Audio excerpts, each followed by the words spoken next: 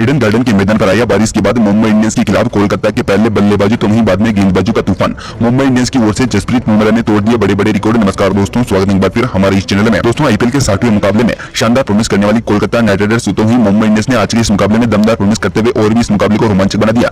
जहां पर बाद में बारिश के बाद आज का मुकाबला किस तरह से कोलकाता ने मुंबई इंडियंस के हाथों से छीना है और किस तरह से आज के इस मुकाबले में आंद्रे रसेल तो वहीं जसप्रीत बुमराह की शानदार गेंदबाजी के आगे इन खिलाड़ियों ने खेली है ऐसी बड़ी पारियां जिसको सुनकर आप भी रह जाओगे हैरान। तो वहीं आखिर में मुंबई इंडियंस ने किस तरह से बारिश के बाद ताबड़तोड़ बल्लेबाजी करते हुए इस मुकाबले का रुखी मोड़ दिया, बताएंगे इस मुकाबले की फुल हाईलाइट। इसके कारण मुकाबला शुरू होता है 9:15 पर, जहां पर मुंबई इंडियंस के कप्तान ने पहले टॉस जीतते हुए गेंदबाजी का फैसला किया। तो वहीं यहाँ पर केकेआर की ओर से पारी की शुरुआत करनी उतरे शानदार परफॉर्मेंस करने वाले सुनील नारायण तो वहीं फिल शार्ट, जहां पर पहली ही बॉल पर तुषारा को फिल शार्ट ने स्टेट में शानदार तरीके से 6 लगा दिया। तो वहीं इसी ओवर की 5वीं ही बॉल पर फिल शार्ट को एम्बुल कंबोजा ने शानदार तरीके से कैच पकड़ा और ऊंची गेंद पर आज के इस मुकाबले में फिल शार्ट 6 रन बनाकर पवेलियन की ओर लौट चले। हालांकि आखिरी में आए यहाँ पर वेंकटेश अय्यर ने 6ठी बॉल पर चौका लगाते हुए पहले ही ओवर में 10 रनों पर पहला ही विकेट केकेआर ने गंवाया। तो वही नए खिलाड़ी के रूप में वेंकटेश अय्यर और सुनील नारायण अभी भी क्रीज पर खड़े हुए थे। आपको बता दें कि आज के इस मुकाबले में यहाँ पर दूसरा ओवर जसप्रीत बुमराह को दिया गया, जहां पर सुनील नारायण ने पहली ही बॉल पर शानदार परफॉर्मेंस करते हुए यहाँ पर गेंद को वाइड जानकर छोड़ा, लेकिन जसप्रीत बुमराह की गेंद सीधी गेंदों में गई और सुनील नारायण को बोल्ड आउट किया।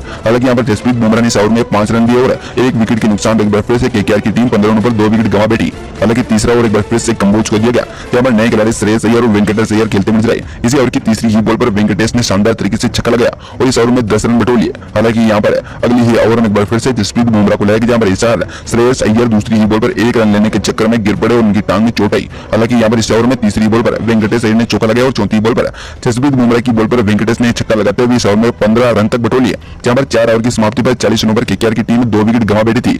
वेंकटेश अय्यर 25 तो वहीं श्रेयस अय्यर 7 गेंदों पर अभी तक 6 रन बना चुके थे। तो यहाँ पर आपको बता दें कि 5 ओवर एक बार फिर से कंबोज को दिया गया, जहां पर आज के इस मुकाबले में श्रेयस अय्यर को कंबोज ने बोल्ड आउट किया और मात्र 7 रन बनाकर पवेलियन की ओर भेज दिया।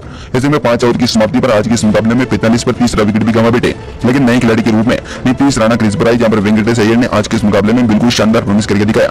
हालांकि यहाँ पर 6 ओवर की समाप्ति पर 52 रन अब तक केकेआर की टीम बना चुकी थी, लेकिन एक बार फिर से 8 ओवर हार्दिक पांड्या लेकर आए, जहां पर दूसरी ही बॉल पर वेंकटेश ने शानदार तरीके से चौका, तो चौथी बॉल पर एक और चौका लगाते हुए अपनी टीम को और अपना स्कोर बढ़ाया।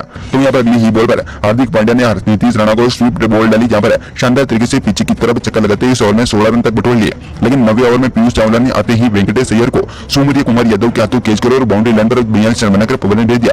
इस ओवर में आए नए खिलाड़ी आंद्रे रसेल ने तीसरी बॉल पर चौका, तो वहीं 6ठी बॉल पर पीयूष चावला को चौका लगाते हुए 10 रन बटोरे। लेकिन 9 ओवर की समाप्ति पर केकेआर की टीम ने 27 रनों पर अपना 4था विकेट भी गंवा दिया था। आपको बता दें कि आज के इस मुकाबले में आंद्रे रसेल ने अब तक 5 गेंदों पर 10 रन बना चुके थे, तो वहीं नीतीश राणा 12 गेंदों पर 18 रन, जहां पर 10 ओवर की समाप्ति पर से यहाँ पर केकेआर की टीम 97 रनों पर पहुंची।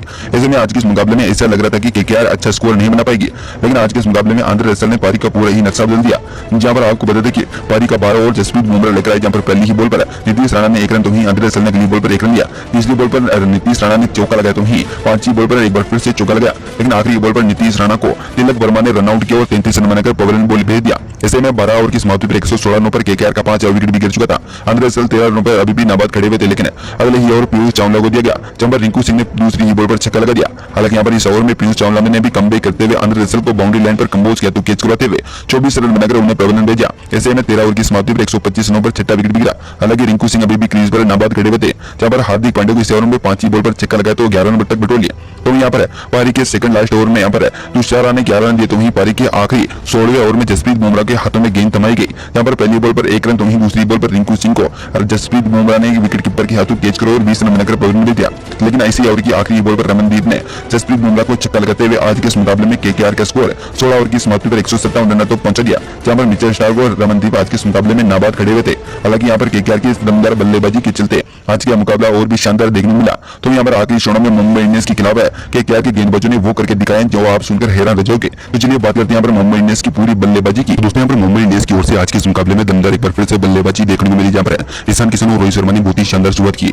हालांकि यहाँ पर मुंबई इंडियंस की टीम ने आते ही ताबड़तोड़ बल्लेबाजी करते हुए 3 ओवर की समाप्ति पर 31 रन तक ठोक डाले थे, लेकिन रोहित शर्मा 13 गेंदों पर 14 और ईशान किशन 6 गेंदों पर 11 रन बनाते हुए अच्छी परफॉर्मेंस में दिखे। लेकिन चौथे ओवर में हर्षित राणा को लगातार 2 छक्के और 1 चौका लगाने के साथ ही 15 रन तक इस ओवर में बटोरे।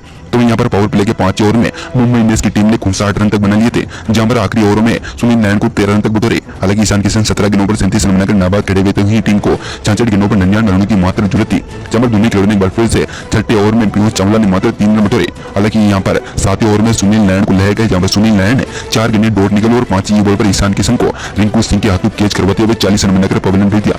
ऐसे में 7वें ओवर में एक विकेट गिरने के साथ ही 65 रनों पर मुंबई इंडियंस को पहला बड़ा झटका लगा था। हालांकि 54 गेंदों पर अभी भी 93 रनों की जरूरत थी। तो यहाँ पर रोहित शर्मा अभी भी क्रीज पर खड़े हुए थे, लेकिन यहाँ पर रोहित शर्मा आज के इस मुकाबले में ज्यादा देर टिक नहीं पाए और 8वें ओवर में वरुण चक्रवर्ती ने सुनील नारायण के हाथों बाउंड्री लाइन पर रोहित शर्मा का कैच करवाया और 19 रन बनाकर उन्हें भी पवेलियन भेज दिया। ऐसे में 8 ओवर की समाप्ति पर 71 रनों पर दूसरा विकेट भी गिर चुका था। ऐसे में दोस्तों यहाँ पर बात करें मुंबई इंडियंस की पूरी 10 ओवर की बल्लेबाजी की, तो यहाँ पर 2 विकेट गंवाने वाली मुंबई इंडियंस को 36 गेंदों पर 77 रनों की जरूरत थी, जो कि यहाँ पर काफी बड़ा स्कोर नजर आता था। लेकिन यहाँ पर सूर्य कुमार यादव और तिलक वर्मा अभी भी क्रीज पर खड़े हुए थे। आपको बता दें कि 10 ओवर की समाप्ति पर मुंबई इंडियंस की टीम 81 रनों पर पहुंच गई थी।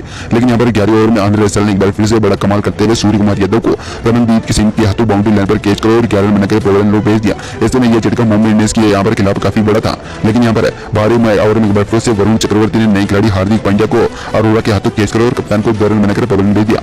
ऐसे में 12 ओवर की समाप्ति पर मुंबई इंडियंस ने 92 रनों पर 4 विकेट अब तक गंवा चुके थे। तो टीम डेविड और तिलक वर्मा अभी भी क्रीज पर खड़े हुए थे, लेकिन 13 ओवर की पहली बॉल पर आंद्रे रसेल ने टीम डेविड को श्रेयस अय्यर के हाथों कैच करो और 19 रन बनाकर पवेलियन भेज दिया। ऐसे में दोस्तों आज के इस मुकाबले में 14 ओवर में एक बार फिर से निहाल वधेरा को हर्षित राणा ने विकेट लिया, जहां पर 14 ओवर की समाप्ति पर 170 रनों पर छठा विकेट भी गंवा चुकी थी। टीम को जीतने के लिए 12 गेंदों पर 41 रनों की जरूरत थी, लेकिन मात्र 15 ओवर में 2 छक्के और 1 चौका लगाने के साथ ही 19 रन ही बटोर पाई। लेकिन आखिरी ओवर में जीत के लिए 6 गेंदों पर 22 रनों की जरूरत थी, जहां पर पहली बॉल पर नमनदीप ने हर्षित राणा को बोल्ड आउट किया और तीसरी बॉल पर तिलक वर्मा को भी। जहां आज के इस मुकाबले में मात्र मुंबई इंडियंस की टीम ने 139 रनों पर 8 विकेट भी गंवाया, तो यहाँ पर 18 रनों से आज का मुकाबला हारने पड़ा। ऐसे में मुंबई इंडियंस की हार के साथ ही केकेआर ने क्वालिफाई होकर आईपीएल की पहली टीम बन चुकी है। ऐसे में मुंबई इंडियंस की जीत से आप कितनी खुशी, कमेंट बॉक्स में कमेंट करके बताएं।